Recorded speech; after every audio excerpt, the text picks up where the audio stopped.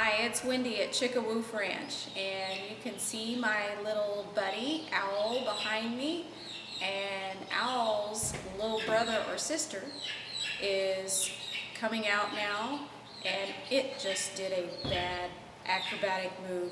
So we're gonna go take a look, get the flashlight out, and see if we can find out where brother or sister is.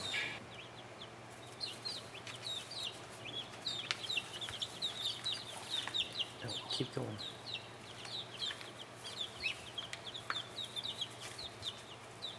Hi, baby. It's their favorite spot. They fall into it every time. But now the branch is down in there, so they can let themselves out. So this is pretty cool. Oh, you're so pretty. It's just about a foot tall. It's hard to tell from looking in here on the video, but they're just so beautiful. So we'll leave them alone.